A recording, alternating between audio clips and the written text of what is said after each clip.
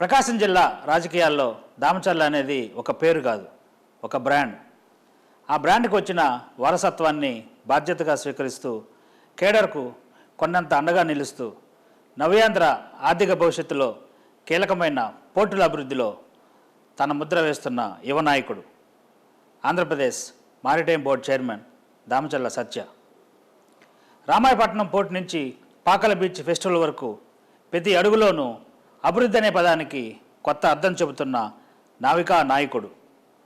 ఈరోజు ఆయన పుట్టినరోజు సందర్భంగా అభివృద్ధి, రాజకీయాలు, కుటుంబం భవిష్యత్తు లక్ష్యాలపై P9 టీవీ ప్రత్యేక కథనం.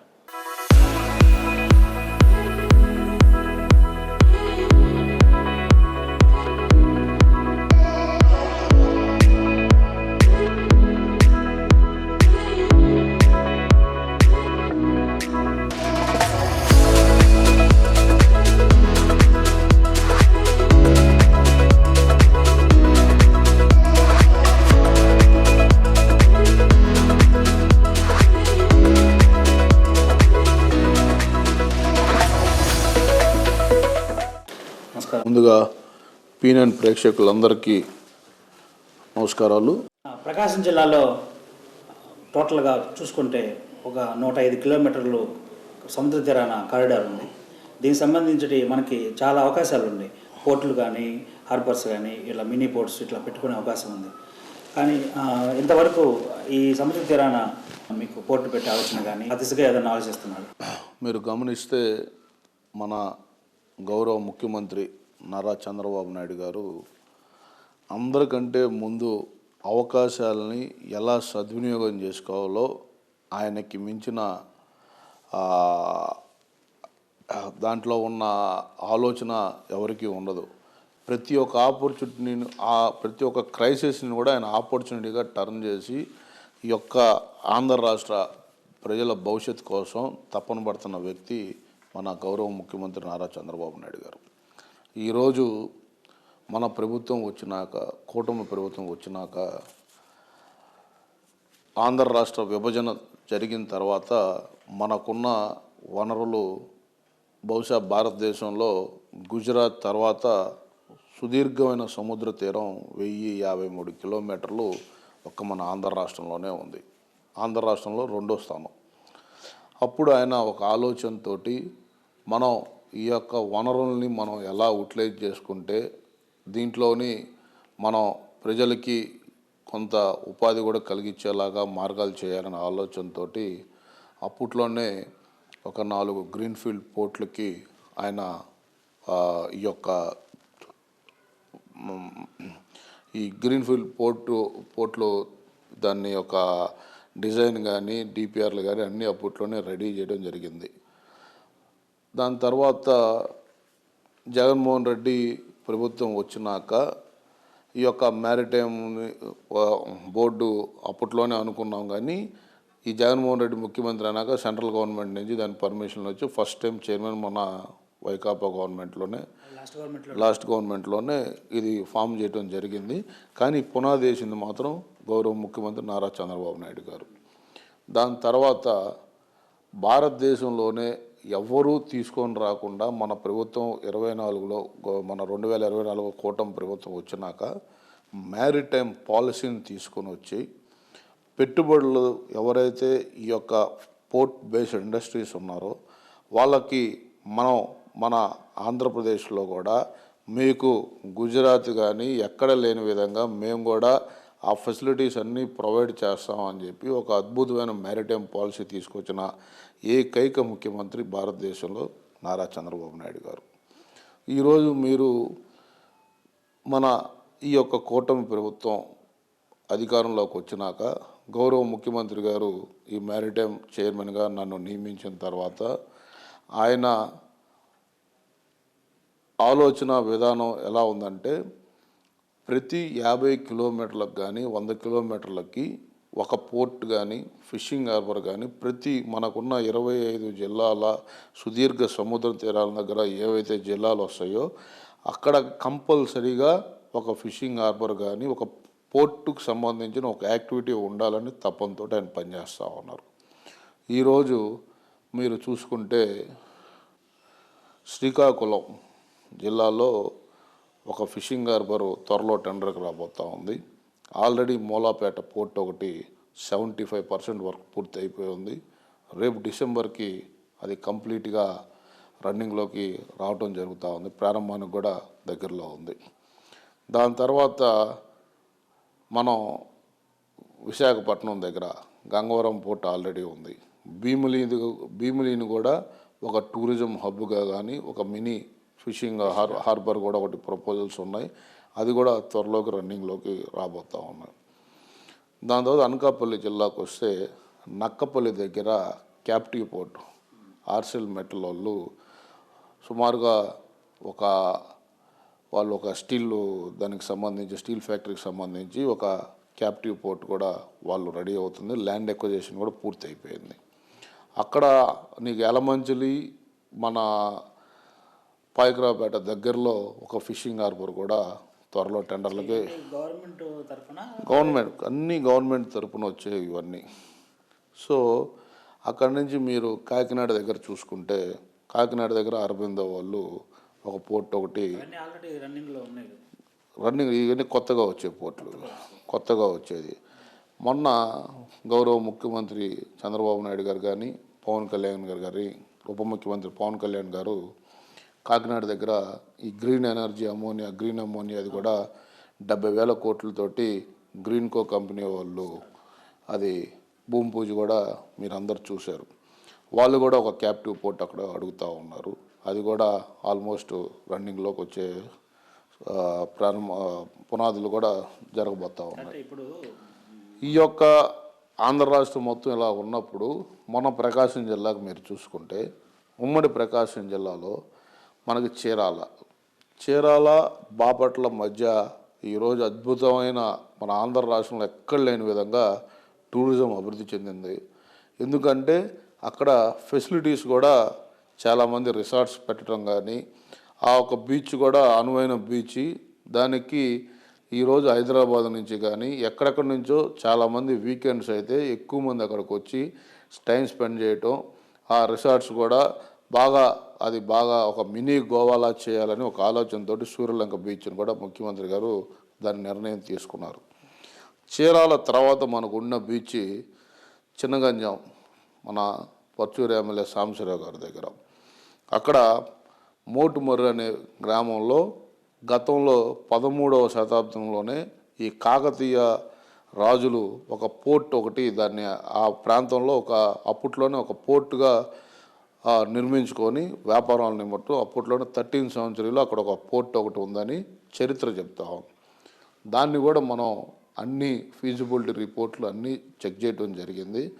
వాటర్ రాఫ్ట్ కూడా చాలా అనుకూలంగా ఉంటుందని ఆలోచన చేసి తప్పకుండా అది కూడా ఈ సంవత్సరంలోనే అక్కడ కూడా ఒక మినీ పోర్ట్ అనేది కూడా రాబోతూ ఉంది. దాని తర్వాత మనకి ఉండేది కొత్తపట్నం దగ్గర ఒంగోలు దగ్గర కొత్తపట్నం దగ్గర 355 కోట్ల రూపాయలతోటి పల్లెపాలెం దగ్గర ఫిషింగ్ హార్బర్ ప్రపోజల్స్ అన్నీ రెడీ అయిపోయినాయి. అతి తక్కువ రోజుల్లోనే టెండర్ కూడా పిలుస్తూ ఉన్నారు. అది కూడా పనులు శరవేగంగా దానికి ఫండ్స్ కూడా సెంట్రల్ గవర్నమెంట్ ఫండ్స్ కూడా ఓకే అయిపోయింది. దాని తర్వాత మనకి కొత్తపట్నం తర్వాత దగ్గరలో ఉన్న ప్రాంతం పాకల, టూరిజంకి అనుకూలంగా ఉన్న ప్రాంతం, ప్లస్ సముద్రం కూడా లోతు తక్కువ, లో లయింగ్, ప్లస్ పబ్లిక్ సేఫ్టీ కూడా చాలా కన్వీనియంట్గా ఉన్న బీచ్ పాకల. ఆ పాకల బీచ్ని మనం ప్రమోట్ చేద్దామన్న ఆలోచనతో మొన్న లాస్ట్ మంత్ 14-15వ తారీఖులో సో దాన్ని డెవలప్ చేయటం జరిగింది. దాని తర్వాత మనకి ఇప్పుడు కందుకూరు మన ప్రకాశం జిల్లాలోకి రావటం, అక్కడే రామాయపట్నం పోర్టు కూడా ఆల్మోస్ట్ 65% పనులు కూడా పూర్తయినాయి. అది కూడా ఈ సంవత్సరం ఆఖరికి పూర్తవుతుంది. రామాయపట్నం పోర్టుతో పాటు ఇక్కడ ఇండోసోల్ కానీ బీపీసీఎల్ కానీ అనేక పరిశ్రమలు ఆ దరిదాపులో రాబోతూ ఉన్నాయి. మన జిల్లాలోనే ఇన్ని పోర్ట్ బేస్డ్ యాక్టివిటీస్ మనం తీసుకొని రాగలుగుతూ ఉన్నాం. రామాయపట్నం పోర్టు భారీ ప్రాజెక్టుకి మన మారిటైమ్ బోర్డు నుంచి మీ పార్టిసిపేషన్ ఎంతవరకు ఉంది దాంట్లో? అంటే రామాయపట్నం పోర్ట్ మొత్తం మా maritime board loan bank loan ద్వారానే కూడా మా బోర్డే దాన్ని అంతా మేమే దాని దగ్గరుండి చూస్తూ ఉంటున్నాం. సో ఈ మ్యారిటైమ్ అనేది పోర్టుకి ల్యాండ్ ఎక్వైజేషన్ దగ్గర నుంచి ఇన్ఫ్రాస్ట్రక్చర్ డెవలప్ అయిన దాకా అంతా మేము దాన్ని మేమే పరిశీలించడంలోనూ ఉంటాం, మా పరిధిలోనూ ఉంటుంది అది. సో పాకల బీచ్ అంటే గుర్తొచ్చింది. రీసెంట్గా జరిగినటువంటి ఈ పాకల బీచ్ ఫెస్టివల్ అనేది ఆ ఆలోచన మారిటైమ్ బోర్డుదా లేకపోతే గవర్నమెంటే మన టూరిజం కానీ వాళ్ళ ఆలోచనతోటి మీరు దాన్ని చేయాలనే ఆలోచన ఇక్కడ పాకల్లో పెట్టాలని ఆ ఆలోచన ఎవరిది?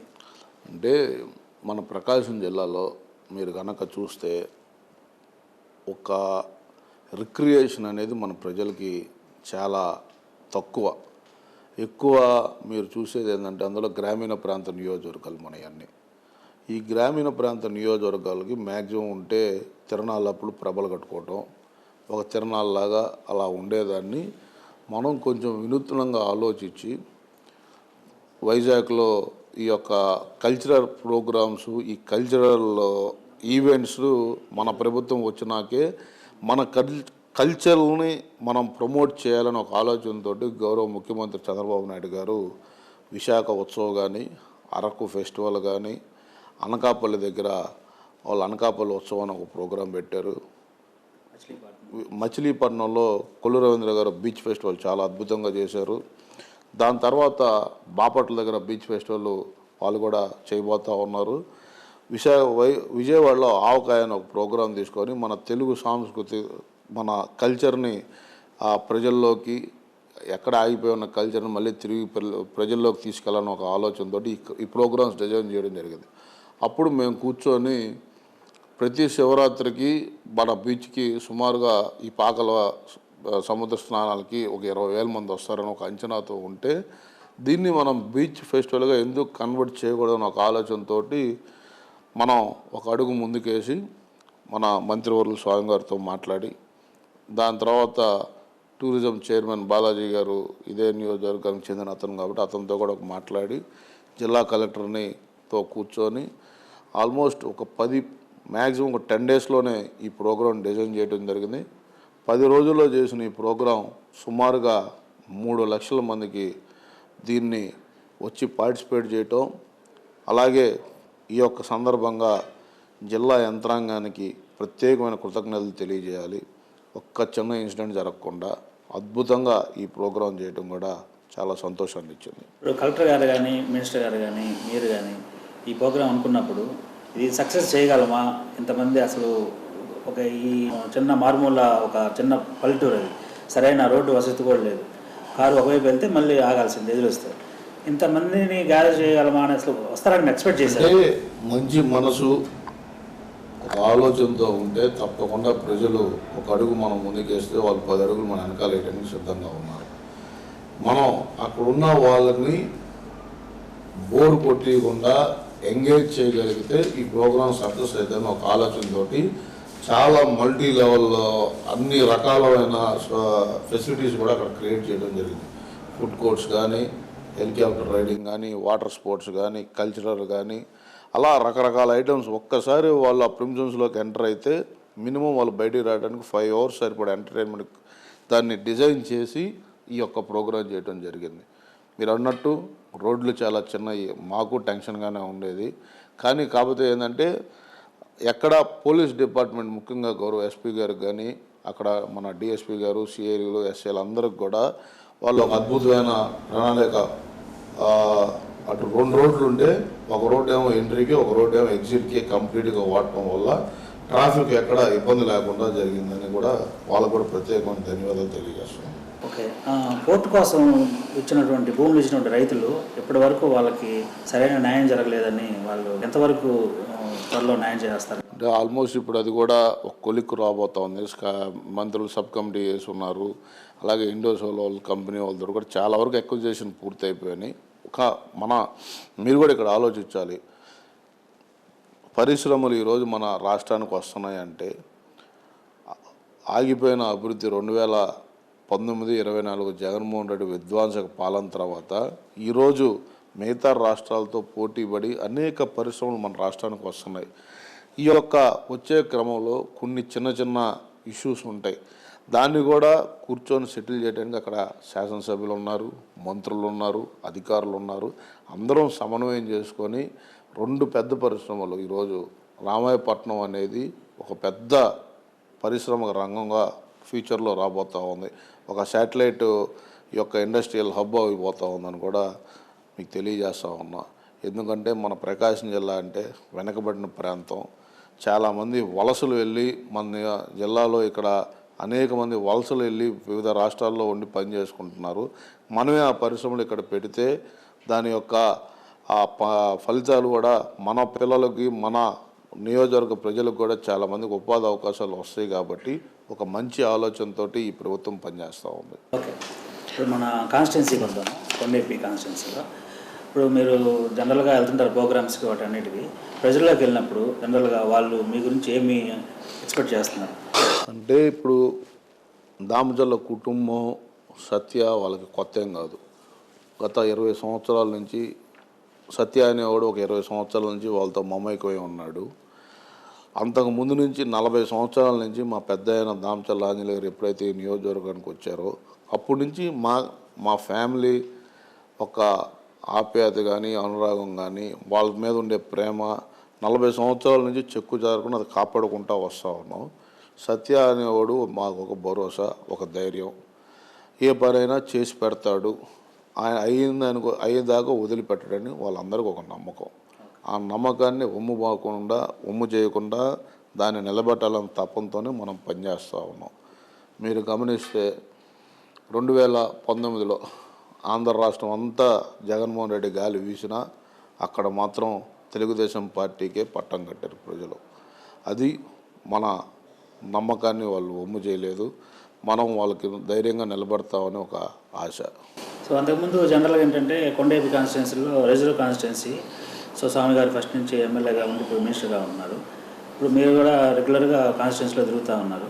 ఇప్పుడు మారిటైమ్ బోర్డు చైర్మన్గా వచ్చిన తర్వాత కాన్స్టిట్యున్సీలో మీరు అందుబాటులో ఉండట్లేదా? అదేమన్నా మీ దగ్గర నోటీస్ తీసుకొస్తుంది? అంటే మీకు ఏ రిజర్వ్ కాన్స్టిట్యున్సీకి లేని అదృష్టం ఈ కొండేపి కాన్స్టిట్యున్సీకి ఉంది. ఇక్కడ 3 పనిచేస్తూ ఉన్నాం. మంత్రి స్వామి గారు, నేను, మా నాన్న పూర్ణచంద్రరావు గారు. ఇక్కడ ప్రజలు వాళ్ళకి స్వేచ్ఛగా ఎక్కడికైనా వచ్చి ఏదైనా అడిగే హక్కు వాళ్ళకు ఉంది. ఎవరితోనైనా పని చేయించుకోగలరు వాళ్ళు. సో మేము 3 పార్టీ వాళ్ళకి కానీ, మనం నమ్ముకున్న వాళ్ళకి కానీ, అర్హులైన ప్రతి ఒక్కడికి ప్రభుత్వ పథకాలు అందించే పనిలోనే మనం పనిచేస్తూ ఉన్నాం. ఓటేశారా లేదా అనేది మనం చూడం. ఎన్నికలప్పుడే రాజకీయాలు. అభివృద్ధి అనేది నియోజకవర్గంలో అభివృద్ధి చేస్తేనే మనం రేపు నెక్స్ట్ చెప్పుకోవటానికి కూడా ఒకటి ఉండాలి. ఈ నియోజకవర్గంలో చాలా వరకు మేజర్గా పనులన్నీ తెలుగుదేశం ప్రభుత్వంలోనే చేయగలిగాము. ఇంకా ఫ్యూచర్లో కూడా ఈ టెన్యూర్ తోటి చాలా వరకు పనులన్నీ పూర్తి చేయబోతా ఉన్నాం. సో మంత్రి స్వామి గారు, సత్య, ఏ విషయమైనా ఒక ఇష్యూ వచ్చినప్పుడు ఆ విషయం మీద ఇద్దరిది ఒకే మాటగా నడుస్తూ ఉన్నది. అది ఇన్ ఫ్యూచర్లో కూడా అదే మాట మీద జనాలకి ఒక కాన్ఫిడెన్స్ క్రియేట్ చేయగలుగుతారు. అంటే అదే మీకు నేను చెప్పా, ఇదేదో రిజర్వ్ కాన్స్టిట్యున్సీయో ఇక్కడ మనం ఏదో పెత్తనం చేద్దామనో ఇక్కడ ప్రజలు మన ఫ్యామిలీని నమ్ముకొని ఉన్నారు. వాళ్ళకి అండగా ఉండాల్సిన బాధ్యత మన పైన ఉంది. అందుకే ఏ చిన్న ఇష్యూ కూడా లేకుండా మీరు మిగతా కాన్స్టిట్యున్సీల్లో చూసుకున్నా ఎక్కడ ఒక ఇష్యూ కూడా రాకుండా మనం కూర్చొని మాట్లాడి ఏదైనా కానీ ఒక మాట మీద ఇప్పుడు దాకా దాన్ని లాక్కొని వచ్చాం. ఫ్యూచర్లో కూడా ఎక్కడ చెక్కు చెదరకుండా ఆ నియోజకవర్గాన్ని కాపాడుకోవాల్సిన బాధ్యత నా పైన ఉంది. ఎవరు ఏదన్నా కాదన్నా కొండేపి కాన్స్టిట్యున్సీలో స్వామి గారికి అండా దండ అన్నీ బ్యాక్ సైడ్ ఉండి సత్య నడిపిస్తూ ఉంటాడు అనేది జనరల్గా అందరికీ తెలిసిన విషయం. ఏ విషయంలో అయినా వాటెవర్ ప్రజలకు అందుబాటులో ఉండటం కానీ, ఆర్థికంగా కానీ, లేకపోతే కాన్స్టిట్యున్సీ పరంగా సపోర్ట్ చేయడం కానీ, పార్టీ పరంగా కానీ. సో అట్లా చేసినప్పుడు ఈ డెవలప్మెంట్ యాక్టివిటీస్లో కూడా ఇద్దరు కలిసి ఈ కాన్స్టిట్యున్సీని ఒకే మాట మీద, అదే మీరు చెప్పినట్టుగా ఇప్పుడు కొంత కాన్స్టిట్యున్సీలో కూడా కొంత కన్ఫ్యూజన్లో కూడా కొంత క్యాడర్ అంటే వెళ్ళాలి మేము ఎవరి దగ్గరికి అదే మీకు అక్కడికి వస్తున్నా. ఎందుకంటే పక్క నియోజకవర్గాలు ఏమైనా ఉందో కానీ నాకు తెలియదు. కానీ మా దగ్గర అయితే ఎవరి దగ్గరకైనా వచ్చి పని చేసుకొని వెళ్తూ ఉంటారు. ఎందుకంటే ఆ స్వాతంత్రం, ఆ యొక్క అలవాటు పడిపోయిన ప్రజలు వాళ్ళు ఒకవేళ నేను ఉంటే నా దగ్గరికి వస్తారు, మా నాన్నగారు అవైలబిలిటీ ఉంటే మా నాన్న దగ్గరికి వస్తారు, మంత్రి గారు అవైలబిలిటీలో ఉంటే ఆయన దగ్గరికి వస్తారు. క్రిటికల్ ఇష్యూ ఉన్నప్పుడు ముగ్గురం కూర్చొని మాట్లాడుకొని ఒక ఇష్యూ సార్ట్అవుట్ చేసుకొని పంచాయతీ ఎలక్షన్లు వస్తాయి ఏంది ఎలా చేయాలని, అసలు మన అసెంబ్లీ ఎలక్షన్ ఎలా చేయాలి ఏందని ముగ్గురం కూర్చొని మాట్లాడుకొని దాని విధంగానే ఒక ప్రణాళిక ప్రకారం వెళ్తాం. ఇక్కడ ఎవరిది ఇండిపెండెంట్ డెసిషన్ అనేది ఏమీ ఉండదు. అందరం కూర్చొని ఒకే నిర్ణయం పైన ఈ నియోజకవర్గాన్ని లాక్కొని వస్తూ ఉన్నాం. ఈ అధికారులు కానీ ఆఫీసర్లు కానీ లేదంటే గ్రామ లెవెల్లో ఉన్నటువంటి నాయకులు కానీ వాళ్ళతో కూడా ఏదన్నా ఇష్యూస్ ఏమన్నా నోటీస్కి వస్తున్నాయి? ఇప్పుడు మీకు మీ మీడియాలో కూడా ఎలా ఉంటుందంటే రాజకీయ నాయకులు అనేది టైం చాలా తక్కువ టైం, 5 సంవత్సరాలు టెన్యూర్. ఇప్పుడు మీ ఇంట్లో 5గురు ఉంటే 5గురిని సాటిస్ఫై చేయలేక మనకి అందరినీ ఒక న్యాయం చేయలేం. ఇందులో ఒకటికి పని అవుద్ది, ఒకటికి కాదు. కొంతమందికి ఏమో కాదనుకున్నవాడికి అవుద్ది అనుకున్నవాడికి కాదు. సో కొంచెం మనం కూడా బ్యాలెన్స్ చేసుకొని ఈ 5 సంవత్సరాల్లో అటు క్యాడర్ని బ్యాలెన్స్ చేసుకోవాలి, కాన్స్టిట్యున్సీని డెవలప్ చేసుకోవాలి, ఆఫీసర్తో కూడా సమన్వయం చేసుకొని వెళ్ళాల్సిన బాధ్యత. ఈరోజు అధికారులు సహకరించే పొజిషన్లో అయితే లేరు ప్రభుత్వానికి. వాళ్ళు అన్ని రూల్స్ అన్నీ మాట్లాడుతూ ఉన్నారు. పోయిన గవర్నమెంట్లో అసలు రూల్సే లేవు. పోయిన గవర్నమెంట్లో రూల్సే లేవు. మీ అందరూ కూడా చూశారు, మీడియా మిత్రులు అందరూ కూడా. కానీ మనం ఒక సిద్ధాంతం, చంద్రబాబు నాయుడు గారు ఆయన కష్టపడి ఈ పార్టీని 164 సీట్లు తీసుకొని వచ్చినప్పుడు మనం కూడా వాళ్ళతో కూర్చొని మమ్మకం వాళ్ళ చేత చేయించుకునే అంత ఓపిక మనకు కూడా ఉండాలి. చేయలేదు కదా అని చెప్పి మనం వాళ్ళ మీద రివర్స్ అవ్వడం కూడా కరెక్ట్ కాదు. ఈ ఇష్యూని అంటే మా కొండేపి కాన్స్టిట్యున్సీ అని కాదు, ప్రతి కాన్స్టిట్యున్సీలో ఉంది. అవును, ఈ అధికారులు మాట్లాడట్లేదనో లేకపోతే నా కార్యకర్తలకి సపోర్ట్ చేయట్లేదని పార్టీ కోసం లేదంటే నాయకుల మాట కూడా చెప్పినా కూడా వాళ్ళు దాన్ని డ్రాగ్ చేస్తున్నారు అనేది, ఆ విషయాన్ని మీ యువనాయకుడు కానీ అధినాయకుడి దగ్గర కానీ తీసుకెళ్లారా? వాళ్ళు కూడా పదే పదే చెప్తా ఉన్నారు. వాళ్ళు కూడా వీలైనంత వరకు పనులు చేయమని అడుగుతూనే ఉన్నారు. అందరూ అని కాదు నేను చెప్పేది. మరి కొందరు అధికారులు అయితే అసలు చేసే పనిలో ఇబ్బంది పెట్టే పనిలో ఉన్నారు. చాలా వరకు అయితే జెన్యున్గా అనిపించేవన్నీ కొంతమంది అధికారులు, మంచి అధికారులు ఉంటారు, వాళ్ళు అటాచ్ చేసే వాళ్ళు ఉంటారు. కొంతమంది అయితే మరీ దారుణంగా వ్యవహరిస్తూ ఉన్నారు. ఇంకా వాళ్ళ మీద ఇంకా లాస్ట్లో ఇంకా యాక్షన్ తీసుకోవడం తప్పితే. ఇప్పుడు మీలాంటి బాధ్యతాయుతమైన పదవిలో ఉన్నటువంటి మీకే అట్లా ఉంటే సామాన్య మానవుడు పల్లెటూరులో ఏదన్నా అదే ఇప్పుడు నేను అదే చెప్తా ఉంది గతంలో.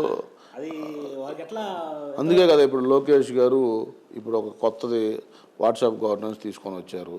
అక్కడ కాకపోతే ఈరోజు మన రెవెన్యూ శాఖ కలెక్టరేట్లో రెవెన్యూ క్లినిక్ అని ఒకటి పెట్టున్నారు. ఈ రెవెన్యూ సమస్యలు అందరూ ఇక్కడికి వచ్చి అక్కడ మన గ్రీవెన్స్ పెట్టి దాంట్లో చాలా వరకు సార్ట్అవుట్ అవుతూ ఉన్నాయి. మా మంగళగిరి పార్టీ ఆఫీస్లో కూడా గ్రీవెన్స్ సెల్ పెట్టున్నారు. అక్కడ మంత్రులు, చైర్మన్లు అందరం కూర్చొని గ్రీవెన్స్ తీసుకుంటా ఉన్నాం. ఎక్కడ మన బాబు గారు మన జిల్లాకు వచ్చినప్పుడు కూడా ఒక గ్రీవెన్స్ సెల్ పెట్టి ఆయన కూడా అర్జీలు తీసుకుంటాం. ప్రజలకి ఈ ప్రభుత్వం ఎంత త్వరగా వాళ్ళ పనులు చేయాలనే తపంతో పనిచేస్తూ ఉన్నాం. కానీ చిన్న చిన్న హడ్యూల్స్ ఉంటాయి, అవి తప్పకుండా కూడా త్వరలోనే అధిగమించి ఈ యొక్క కూటమి ప్రభుత్వం 15 సంవత్సరాలు, రాబోయే 15 సంవత్సరాలు చెక్కు చెదరకుండా భావితరాల భవిష్యత్ బాగుండాలంటే మళ్ళీ కూటమి ప్రభుత్వం రావాలని కూడా కోరుకుంటా ఉన్నాం. మన ప్రకాశం జిల్లా నుంచి లోకేష్ కోర్ టీంలో మీరు కీలకంగా ఉన్నారనేది అదొక అందరికీ తెలిసిన విషయం. మరి మీరు పర్సనల్గా ఉన్నప్పుడు ఇటువంటి విషయాలన్నీ అంత డిస్కస్ చేసే అవకాశం ఏమైనా ఉందా? అంటే ఒక ఇష్యూ మీద వచ్చినప్పుడు ఆయన చెప్తే ఆయన పలానా ఇష్యూ ఉందంటే దాని గురించి మాట్లాడతాం. ఇందులో కోర్ టీము, అవుటర్ టీము అదే ఉండదు. అందరం ఇక్కడ మా లోకేష్ గారు ఒకటే చెప్తూ ఉంటారు, మన సైన్య అధ్యక్షుడు చంద్రబాబు నాయుడు గారు, మన అందరం సైనికులం, ఆయన ఏ డెసిషన్ తీసుకున్నా మనం దానికి కట్టుబడి ఉండాలని చాలాసార్లు మాకు చెప్తూ ఉంటాడు. మేము కూడా లోకేష్ గారు ఏమి చెప్తారో అది యాజిటీస్గా అమలు చేసే పనిలో మేము దాని వరకు ప్రయత్నిస్తాం. లోకేష్ టీం కాబట్టే కదా ఫస్ట్ టైం జిల్లాలో రాష్ట్రంలో ఫస్ట్ మ్యారిటైమ్ బోర్డు చైర్మన్గా మీకే ఇచ్చారు. చైర్మన్ కార్పొరేషన్ చైర్మన్లో ఫస్ట్ మీదే అనౌన్స్ చేశారు. ఐ థింక్ నాకు తెలిసి ఆ టీంలో ఉన్నారనే కదా మీరు. అంటే లోకేష్ గారి టీంలో ఉన్నారనే కాదు, కానీ మనం కూడా పార్టీకి లోకేష్ గారు ఇచ్చిన సూచనలు కానీ చంద్రబాబు నాయుడు గారు ఇచ్చిన ఆదేశాలు కానీ ఎక్కడ కమిటెడ్గా మనం పనిచేసాం. అపోజిషన్లో ఆంధ్రప్రదేశ్ రాష్ట్రంలో ఎక్కడ ఒక్క రిజర్వ్డ్ సీటుకి ఇంత ఖర్చు పెట్టినాడు ఎవరైనా ఉన్నారంటే మీరు చెప్పండి. ఖర్చు అని కాదు, అంటే మనకు పోటీ చేసే అవకాశం ఉన్నా కూడా కానీ పార్టీ కోసం ఈ సీటు గెలిపించాలి అని పార్టీ ఒక నిర్ణయం తీసుకున్నప్పుడు కష్టకాలంలో పార్టీ వెనకాల ఉన్నాం. ఏది ఉన్నా కూడా పార్టీకి ఈరోజు ప్రకాశం జిల్లాలో 1983 నుంచి పార్టీ మారిన కుటుంబం ఏదైనా ఉందంటే దామచర్ల కుటుంబం, తెలుగుదేశం పార్టీకి. సో ఆ వెయిటేజ్ ఎప్పుడు మాకు ఉంటుంది. అలాగే మా యొక్క పనితీరు కానీ మా వే ఆఫ్ అప్రోచ్ కానీ అలాగే ఉంటుంది. ఎందుకంటే ఎవడు పెట్టినా వాళ్ళు టీడీపీ ఫ్యామిలీ అంటారు. దామచర్ల ఫ్యామిలీ అంటే టీడీపీ ఫ్యామిలీ అనేది ఒక బ్రాండ్ క్రియేట్ చేసుకోగలిగాం. అట్నే ముందుకెళ్తా ఉన్నాం. సో ఇప్పుడు దామచర్ల ఫ్యామిలీ నుంచి ఇద్దరు నాయకులు ఉన్నారు. ఒకరు ఒంగోలు కాన్స్టిట్యున్సీ, ఒకరు కొండేపు కాన్స్టిట్యున్సీ రథసారథులుగా ఉన్నారు. సో ఇద్దరిని ఫ్యూచర్లో ఒకేసారి అసెంబ్లీలో చూసే అవకాశాలు ఉన్నాయా? అందులో తప్పే ఉంది. ఇప్పుడు ఎదిగే అవకాశాలు వస్తాయి. ప్యారల్గా ఇప్పుడు ఒంగోలు కాన్స్టిట్యున్సీ జనార్దన్ గారు కొన్నారు. రేపు డీలిమిటేషన్లో ఒక కాన్స్టిట్యున్సీ వస్తే అవకాశం ఉంటే తప్పకుండా పోటీ చేస్తా. ఎందుకంటే డీలిమిటేషన్ అవకాశం ఉన్నప్పుడు కంపల్సరీ పోటీ చేస్తాం. సో రాబోయే రోజుల్లో దామచర్ల సత్య ఎమ్మెల్యే పార్టీ డిసిషన్ మీద కూడా ఆధారపడి ఉండాలి. పార్టీ ఏ పని చెప్పినా అది మనం చేయడానికి సిద్ధంగా ఉన్నాం. అది. సో ఇప్పటి వరకు మీ రాజకీయ ప్రయాణంలో మీరు కఠినమైన సమస్యలు ఏమి ఎదుర్కొన్నారు? 2019-24లో జగన్మోహన్ రెడ్డి మన కార్యకర్తలు ఏ విధంగా ఇబ్బంది పెట్టాడు. చాలామంది ఆ రోజు బయటికి రావడానికి కూడా ఇబ్బంది పడే పరిస్థితిలో మన ఒంగోలులో మహానాడు పెట్టినప్పుడు మీరు కూడా పాత్రికేయ మిత్రులు అందరూ చూశారు. మినీ స్టేడియం ఇచ్చినట్టే ఇచ్చి మళ్ళీ పర్మిషన్ లేదంటాం. సో అంత కష్టకాలంలో కూడా మనం జనాల్లో దగ్గరుండి ఆ ఒక ప్రోగ్రాం సక్సెస్ చేయడం అనేది చిన్న విషయం కాదు. అపోజిషన్లో ఆంధ్ర రాష్ట్రంలో ప్రకాశం జిల్లా నాయకులు అందరం సమిష్టిగా కృషి చేసి ఆ రోజు ఒక అడుగు ముందుకు వేయటం వల్లే ఈరోజు మనకి ప్రకాశం జిల్లాకు ఒక బ్రాండ్ అనేది రావటం జరిగింది. సో ఈ పుట్టినరోజు సందర్భంగా మీరు కొండేపు కాన్స్టిట్యున్సీ వాళ్ళు కానీ లేకపోతే ప్రకాశం జిల్లా వాళ్ళు కానీ మీరు ఇచ్చే ఒక స్పష్టమైన హామీ? తప్పకుండా కొండేపు నియోజకవర్గ ప్రజలకు, ప్రకాశం జిల్లా ప్రజలందరికీ కూడా ఈ కూటమి ప్రభుత్వం రాబోయే రోజుల్లో ఈ కొండేపులో మనం అనుకున్న పనులన్నీ పూర్తి చేయబోతూ ఉన్నాం. మొన్నే సంగమేశ్వరం ప్రాజెక్టు కూడా జీవో కూడా రావటం జరిగింది. అటు పాకలకు కూడా పర్యాటక రంగాన్ని అభివృద్ధి చేయబోతూ ఉన్నాం. గౌరవ ముఖ్యమంత్రి నారా చంద్రబాబు నాయుడు గారు మన కొండేపుకి ప్రత్యేకమైన దృష్టి పెట్టి నీరు కూడా నాగార్జున సాగర్ నుంచి నీళ్ళు కూడా మనకి ఇస్తానంటాం. అది హార్టికల్చర్ హబ్గా రాబోయే రోజుల్లో కొండేపు నియోజకవర్గం చేస్తానంటాం కూడా ఒక హామీ ఇచ్చారు. ఏదేమైనా మన తెలుగుదేశం పార్టీ ఎప్పుడు ఈ యొక్క దామచర్ల కుటుంబం పైన కొండే ప్రజలు మీ ఆశీస్సులు ఎప్పుడూ ఉండాలని, మీకు ఎక్కువ సేవ చేసే అదృష్టం కలిగించాలని కోరుకుంటా ఉన్నాం. వారసత్వాన్ని బాధ్యతగా భావిస్తూ అభివృద్ధినే లక్ష్యంగా పెట్టుకొని ముందుకు సాగుతున్న నాయకుడు దామచర్ల సత్య. వివాదాలకు దూరంగా విజన్తో జిల్లాను ముందుకు నడిపిస్తూ ప్రకాశం జిల్లాకు ఒక కొత్త దిశను చూపిస్తున్న మీ ప్రయాణం ఇంకా ఉన్నత శిఖరాలు చేరాలని ఆకాంక్షిస్తూ మరొక్కసారి ఉదయపూర్వక శుభాకాంక్షలతో P9 TV.